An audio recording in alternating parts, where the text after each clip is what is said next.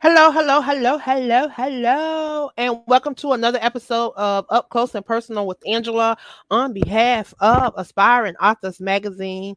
Of course, I am Angela Thomas Smith. I am the founder of AALAC, which is the African American Author Literacy Awareness Campaign.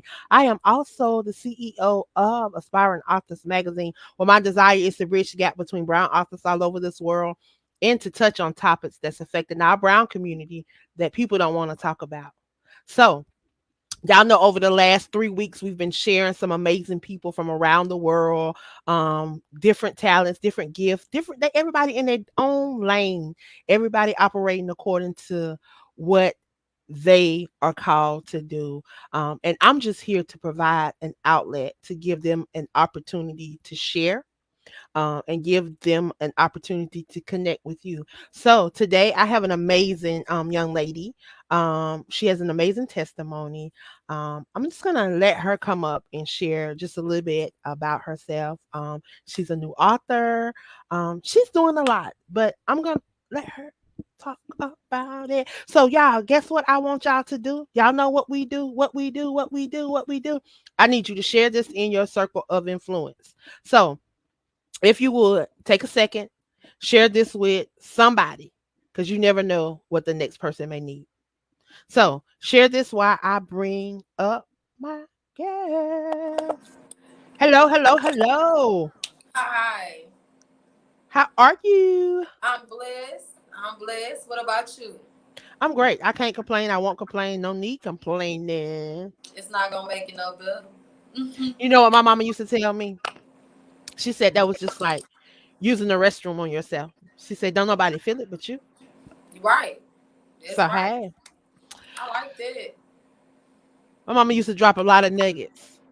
And back then I didn't understand because I was a child. I lost my mom 12 days after my 16th birthday. So a lot of things that my mom shared with me at 9, 10, 11, 12, 13, I was like, why is she sharing all this? And I share this with people all the time. I didn't understand then, but now I understand. Yeah. We oftentimes think that when we on this journey that we are alone, but we don't realize that God never leaves us because he's in us. When he said he breathed that breath of life in us, he is in us. But this is not about me. This is not about me. This is not about me. I want you to introduce yourself, share with those that are tuned in and those that will hear the replay, just a little bit about who Paige Parkerson is and what you do and how we can follow and support what you're doing. Okay, ladies and gentlemen. My name is Paige Parkerson. I'm from Texas. I'm 29 years old. I'm a junior advocate for domestic violence, especially the youth and the adolescent, the young adults. I go to school right now for cosmetology. I'm working on a nonprofit organization called About My Father's Business. It helps feed the homeless people, and I also want to incorporate domestic violence in it as well. Just this year, I'm an author. I'm working on getting lot more certifications as far as like counseling people. Just a lot of things I want to do within the youth. So, with that being said, I just want to share awareness to domestic violence.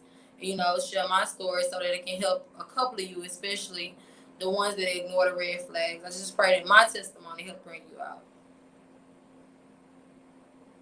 And so that's what I do. Self. I always mute myself, and then when I come back on, I forget I have muted myself. But yeah, um, junior advocate, cosmetology, mm, new author. You have a lot going on.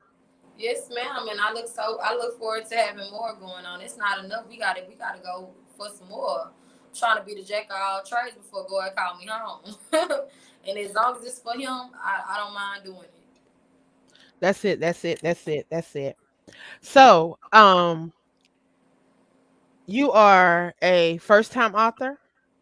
Yes, ma'am, I am. Thanks to you. Yes, ma'am. Thank you so much. I am a first time author. Um, I had the great opportunity to collab with you on a book. That's doing very well right now. So I thank you for that opportunity. I thank you for even bringing me into that. I won't stop there. I plan on working on my own book sometime later on this year. So that's another thing I'm working on. Cool. So, a little bit about the nonprofit organization that you're in the process of starting. I have this passion. I love helping people in general. That's just what I like to do. Right here where I'm from, I'm in a small town in Texas called Bowman. We don't really have a lot of resources. And when you've been homeless before and you know the feeling and you lived, without and you went without eating, you know the feeling. So what I do is sometimes, right now, once out the month, maybe twice out the month, me and my spouse and my children, we go to the communities and we go feed the homeless people, sandwich bags, water, you know, we put a lot of stuff in a bag, just go out to the wherever the homeless people is, if they're under the bridge, if they're at a bus stop, if they're on side of the street, we go around different parts of town to go feed the homeless people. And so one day I was going back and forth with God, and I was like, I really want to, I want to do this. I want to keep doing this so I can expand. Because I used to go back and forth with God. I was like, people have these platforms, and they have the money and they have the resources, but I was telling God, like, if you bless me with that, I can do more. And God basically told me, like, it starts when you don't have nothing. So that motivated me why I'm not rich and why I don't, have a lot. I can do what I can do with what I have. And so that inspired me to go reach out and feed the homeless people. I don't care where you at in Bowman. I drive to you. I take the time to get my kids, or get my spouse. We go out there and we give away clothes, we give away food, we give away water. Whatever it is to help. I discovered I had a passion for that. So that's what I'm really working on. I'm trying to make it all the way together. 2022, it'll be all the way the way I need it to be. So that's what I like to do. I like to feed the homeless. Wow. It definitely take compassion for that. Um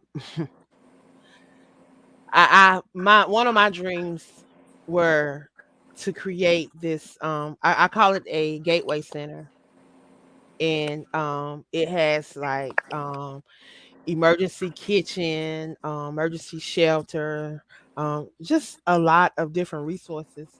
So I actually did a blueprint. I wrote it down. I drew it out. But I got to doing other stuff, and God brought it back to my remembrance and had me hang it up on the wall. And then here you are talking about exactly some of the things that I wanted to do. And it just amazes me that that's what you want to do.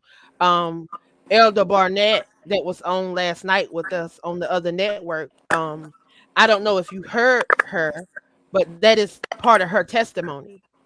That she was homeless, and Yes, I hear that. so Yes, yeah, ma'am.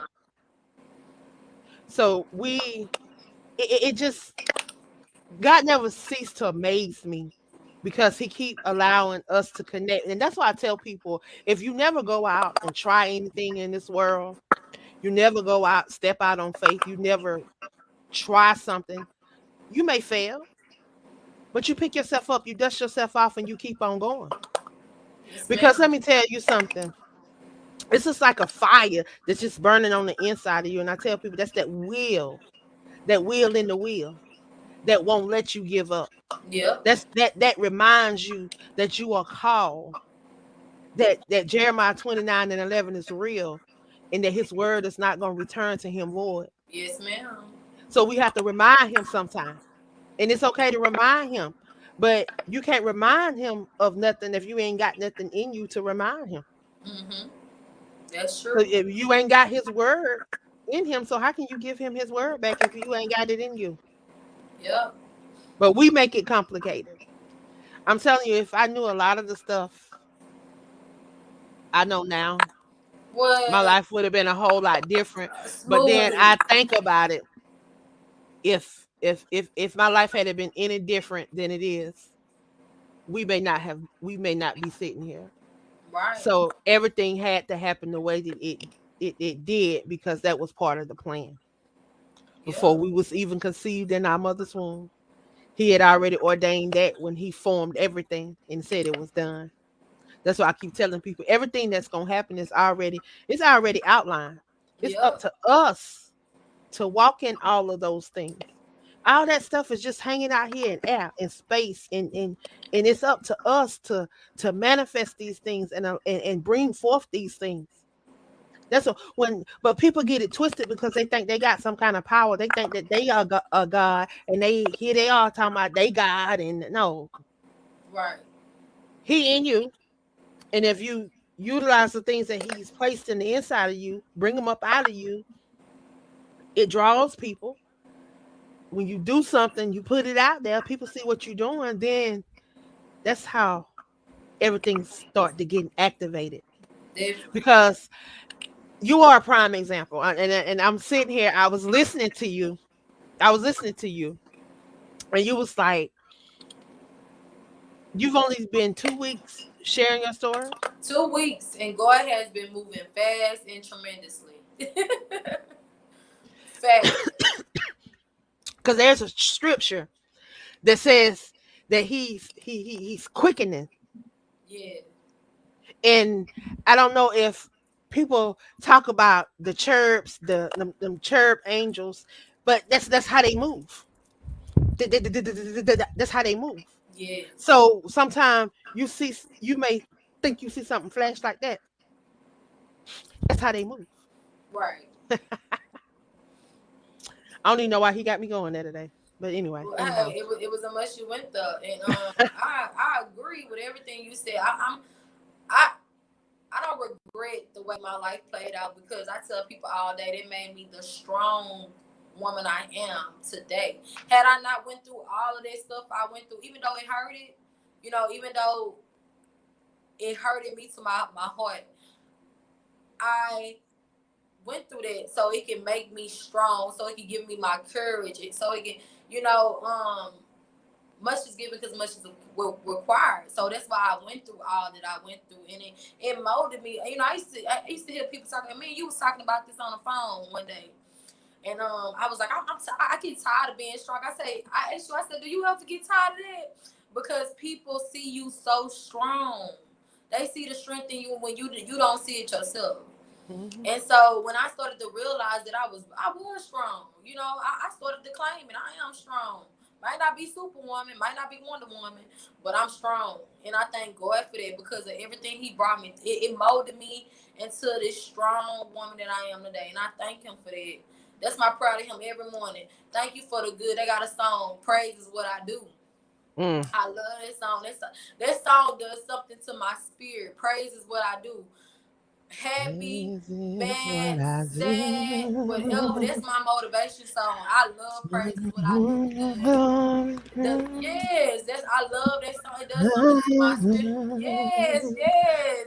That's my song, and I won't let the devil stop my praise. I won't let him do it. That's When it. you done been through as much as you've been through, I told you, like, after going through 4 years of trial, of 4 days in court, can't the devil can't move me. You can't shake me.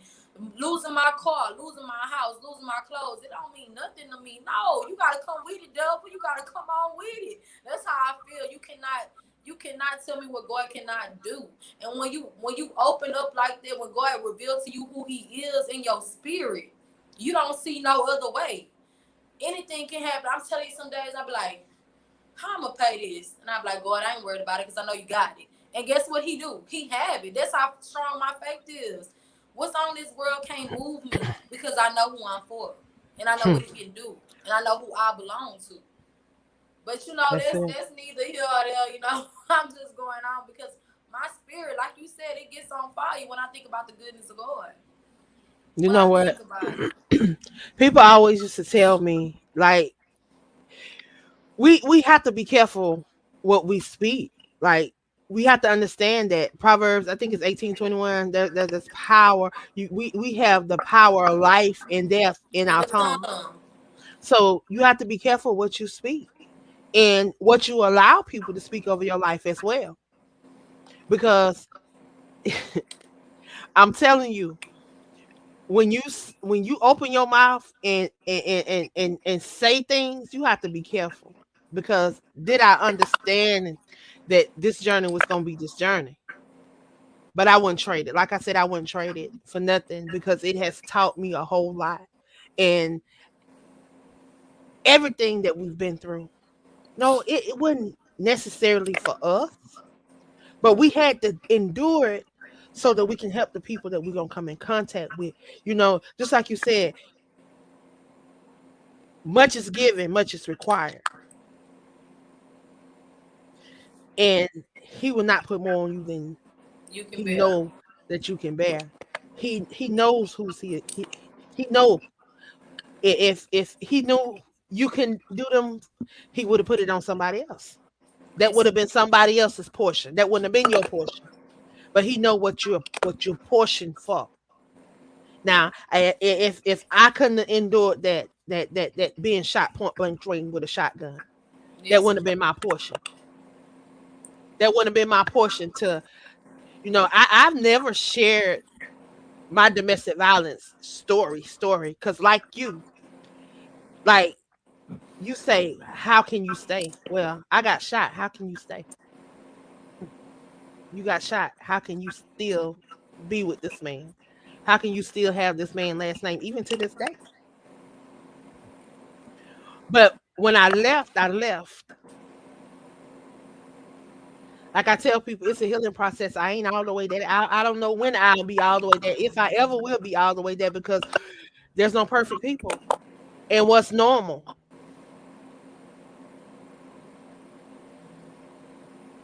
Every day, I just want to be able to do what he purposed me to do.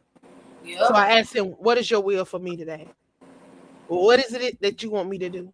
What is it that I can do that can I can empty myself?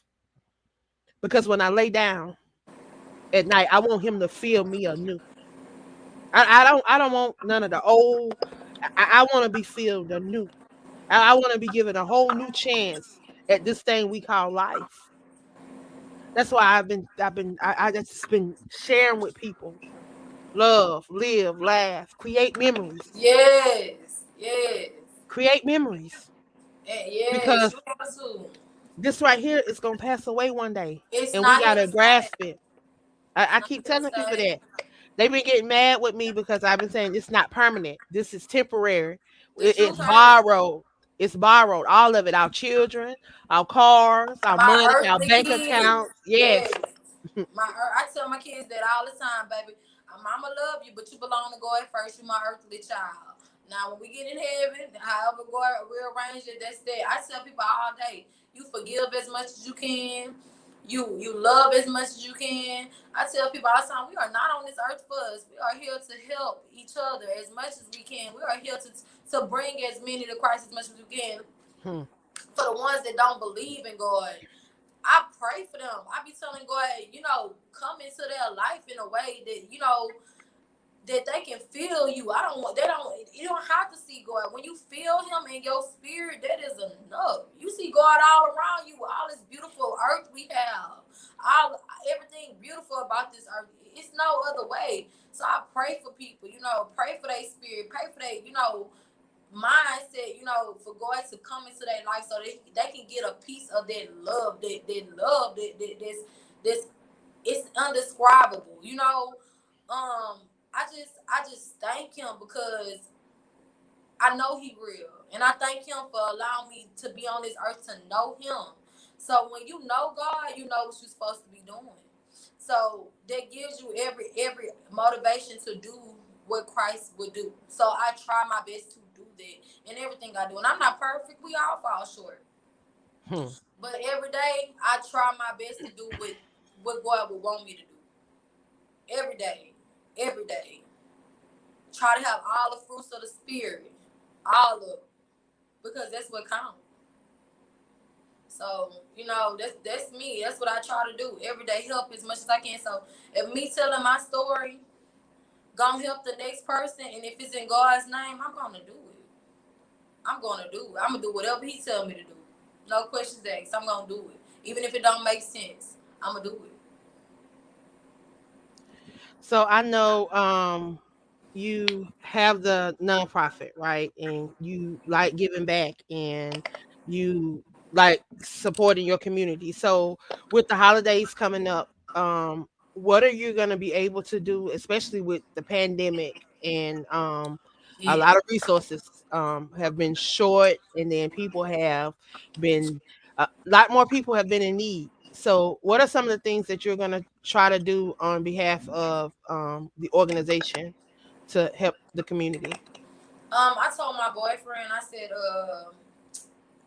said, babe, I never cooked outside before, so I know exactly where they be. But like, I was very disappointed because a couple of weeks ago, a set of them moved, and I don't know where they at now. So, my auntie told me she would help me find them because she know where they be too. So I told my boyfriend, I said, I want to get the propane tank, and I want to go where they at, and I want to cook like warm food, like gumbo, stew, I want to cook them a warm meal. I want to bring them more clothes so that they can be warm because most of them sleep outside. Most of them like was I won't say what's crazy about it because when you get used to something, that's just what you're used to. They came to a point where they don't want to go to a homeless shelter anymore. They don't want to go follow nobody else's rules. They're okay with living the way that's what they want to do. So my job is to make them feel okay even where they at. So I'm gonna go out there, and cook like gumbo, food that I know they probably miss. They don't get a home cooked meal. Hygiene bags, whatever I can do to make them feel like, okay, you still normal, you still a human, hand sanitizer, whatever it takes. Like I told my auntie, she was like, remember to go out there with your mask and your gloves. That's fine. I just want to make sure that they're okay, that they're comforted. It's still Christmas time, so y'all people like us, why y'all don't deserve a hot meal? I know they missed it. So I'm trying to do whatever I can do to make them feel like people still love y'all. People still care. I don't want nothing. I want to feed y'all. I want to help y'all. I want to give y'all that comfort. I know some of them probably haven't had a home cooked meal in years. And to a person like that, that mean a lot. That mean a lot. A beef stew, a soup, something. And I ain't talking about no mediocre food. I'm talking about a real gumbo. you know? And what area are you in? I'm in Beaumont, And Bowman is in where? in Texas. I'm in Texas. Beaumont, Texas. Yes, ma'am. Bowman, Texas. Okay. And what is that near? That Because is. Go ahead. Yes, ma'am. I'm trying to get like a geographic location for those people that may be in Texas, because what we like to do is like when we see people doing stuff and we see people may have something going on, maybe we can turn this into an event, turn this into a community event, and and feed these people and provide something, these goodie bags, these toiletry bags, these different things, because you have different organizations that be tuned in, that support, that got other stuff going on. And then we as individuals, if this is something that we want to do, we can come down and support. That's what it's all about. Yes, But ma'am. Yeah, we're close to again, Houston, Port Arthur, Orange, Golden Triangle. okay. That's what they call us, the Golden Triangle. Beaumont, Houston, Orange. We all in the Golden Triangle. Beaumont is a very small town. It's very small. And like I said, lack of resources out here. They don't kill. They don't kill. Somebody gotta kill. They don't. They don't kill at all. Wow. So how can people support what you're doing? How can they follow you? You can contact me on all platforms: Instagram, Facebook, Snapchat at Paige Parkerson, Paige. Last name Parkerson. I have a Gmail. You can email me any time of day. It's Parkerson, Parkerson, Page, Paige at gmail.com. Those are my four forms of contact. You can call me, DM me, email me. I mean, not call me, but you can email me and you can inbox me anytime. So I know you probably have your hands in a lot. I know you've been busy over these last couple of weeks. I'm excited for you. I'm super proud of you getting out and sharing your story for those junior advocates because whether people realize it or not, domestic violence is on the rise around the board, but it's on the rise in our adolescents and our young adults, and that's a serious problem because they messing with our babies. It's affecting our babies and our children. It stops. It stops, and we're gonna be that voice.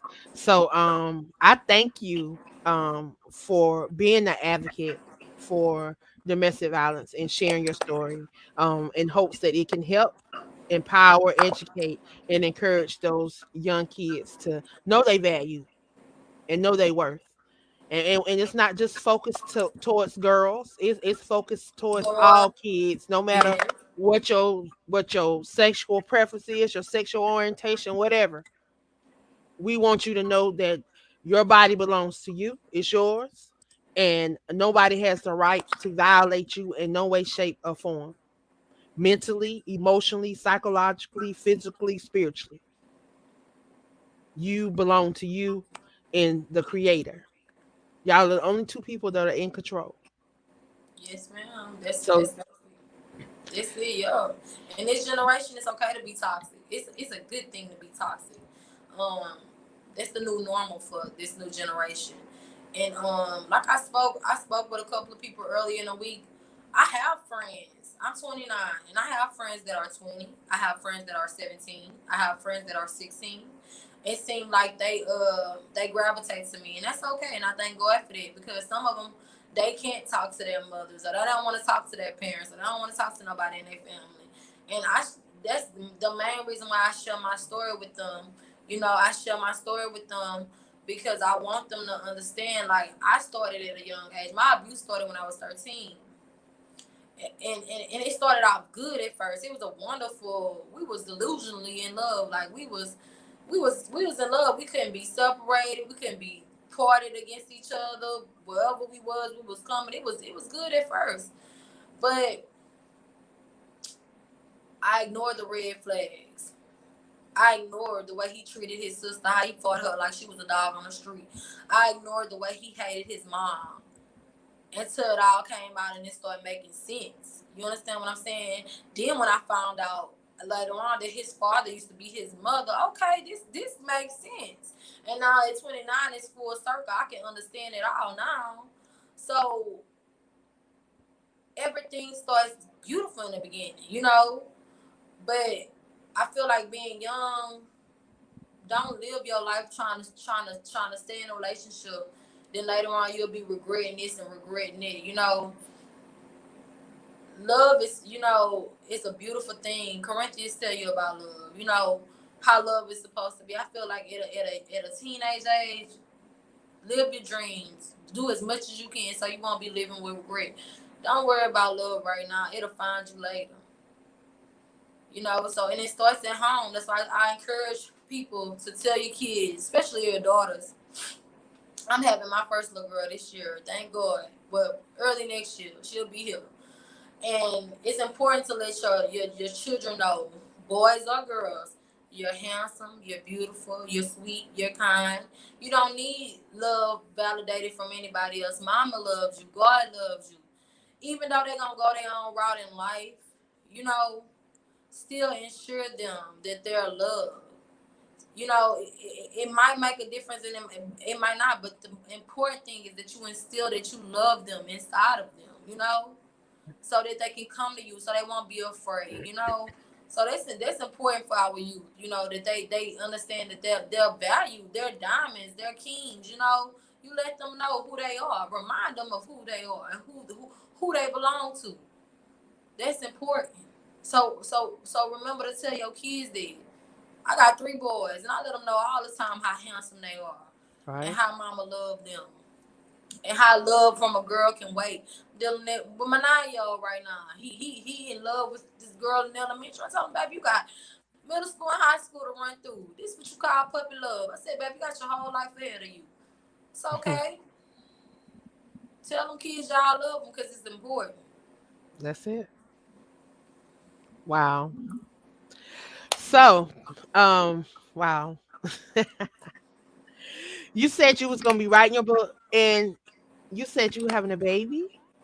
Yes. I don't know which one. I'm all right. So I have 3 boys. My last little boy is 6. And this the love of my life. He think he my boyfriend, y'all. But that's okay because the boys love their mama. So I finally, after 6 years and 3 boys, have a little girl on the way. Wow. So her name is Melody Aura, and she's my first little girl. And I thank God because God know when you need it and how you need it and how old you gotta be when you get it. Because I couldn't understand for the life of me why I couldn't have a little girl. But God knew I had to mature mentally and I had to grow mentally to handle what I'm about to go through with a little girl because I was not the easiest little girl to deal with. So I'm having my little girl for the first time, and I can't wait to instill so much in her, especially when it comes to life, especially when it comes to abuse. You know, I'm ready for that journey. I'm ready. I'm excited about that. So I also I'm working on my book, which it won't be a book. I want it to be a sequel. A 3-part book. I prayed to God years ago about a title, so I finally got it. It's called "Guilty of Wanting to Be Loved," the Paige Parkerson story. So that's what I'm praying, God. I'm manifesting it right now. That's what I'm doing. Well, this gonna happen. You don't have to the pray that it's gonna come. All you got to do is write it. All you got to do is write it. You have too many people around you that can help it manifest. So that's not a problem. Thank God for the So people. I'm Thank here. God. I know. Frederick's here. This is Oh, what we do. So all you have to do is just reach out to us, and if we can't assist you, we definitely will put you on the right path, and we'll never lead you down the wrong path. yes, ma'am. And it's been a blessing for me so far. I can't post it enough how grateful in the last 2 weeks. I remember when you first reached out to me before I shared my story. You encouraged me before I even posted my story, and you have done a lot for me. I'm grateful. I thank God for you, Mr. Frederick, all the people I've encountered over the. And crazy part about it is, I feel like I don't want to say that I'm the youngest, and it's like I'm surrounded by all these wise, educated, um, just phenomenal people. Like I just be at all. I be telling God like, you know how to throw some people in your path. You know, like he did that. Like he did that. It's just been like a back and forth like type of thing. Like every time I look around and I get off the phone, I be telling my boyfriend I got to interview tomorrow. He be like, "Ooh, God is moving fast." I be like, "Yes," but I'm not. I tell God all the time, I'm not complaining. Just give me the energy I need. You know, He does that. He does that faithfully. So I thank God for all the people I have in my path. I mean, beautiful testimonies.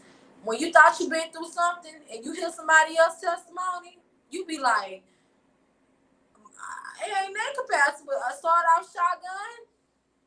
I met another lady, Miss Keisa.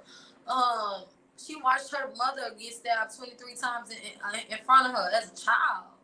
And then later on dealt with the abuse as she was older. So, I mean, I have heard some amazing testimonies, and it reminded me of how strong people really are. You have the willpower to try to survive. You have to want it, to come up out of it. You have to You have to, especially if you lived it, if you live, breathe, and slept Mhm. domestic violence. It is so important to encourage the next person. It is That's so true. important to let them know. You know, when I used to go through my abuse, or when my abuser died, people used to say, "I know exactly how you feel." No, you don't. You can't say that to me because you haven't dealt with it. So to know I'm dealing with people now that know exactly how I feel, they've been through exactly. They walk my walk. Breathe my breath. They live what I live. That is a comforting feeling when you know somebody know how you feel. And so that's why it's important to reach out and tell the people that's going through right now, I know how you feel. Come up out of there. It's no, I mean, people used to tell me all day, baby, it's gonna be you or him. You or him. Went one ear, not the other. Went back to get dragged. Went back and got a black eye. Went back and got a raw neck. Went back and got kicked on all four of my hands and my knees like a dog. Was the felt the lowest of the low. Beat me up, black my eye, bloody nose, bloody lip. He still wanted to make love to me if that didn't degrade me enough. We know how you feel. We know Wow. how you feel. So I'm letting y'all know, man, like dare to change somebody's life with your testimony. Dare to come forward. Dare to be different. Dare not to be silent. If you see something, do something. Say something. I don't care if you gotta call the police. They don't have to know it's you. Help somebody. It matters. It makes a difference. This is a real issue that we're dealing with. It needs to be brought more to the light. Help somebody. Because that's what we're here for. I don't never want to have the guilt on my heart that somebody could have been saved had I made a difference. Like, I don't know about nobody else, but I don't want that on my heart. I don't want that on my conscience. I don't want that blood on my hands. Right. If I would have called the police, they probably would have saved that girl. Like, if I would have, went over there and talked to him, they probably would have saved that man. Like, anything. You don't want that on you. You don't want that for your child. You don't want that for your people you love. Think about it like that. Don't wait till you go through it or somebody you know go through it. Get involved right now. It helps. It makes a difference. Yep. It does. So I definitely want to thank you for all the work that you're doing. And I want to thank you for stopping by today. Again, before we leave, remind them how they can follow you and if they want to reach out and support you for the holidays with your feed the homeless. How can they support that? Once again, you can contact me on Facebook, Instagram, and Snapchat at Paige Paige Parkerson Parkerson. And you can also email me anytime at Parkerson Parkerson Paige Paige at gmail.com. You can also find me on YouTube at Paige Parkerson. Well, thank you for stopping by, and I will be talking to you shortly. You have a great evening. You too. Thank you for having me, and God bless. May your cup continue to overflow because you deserve everything God has for you. Keep doing what you're doing. Thank you so Amen. much for sharing your platforms with me and loving me from the start. And I love you forever, forever, forever, my mother. Amen. So I want to thank you guys for stopping by and sharing with us on tonight. So you have the information on how you can follow Miss Page. We're going to be sharing it in the comment section later on. Thank you. If you can stop back by, we will have Miss Tyra D Jones on next. So if you can stop back by.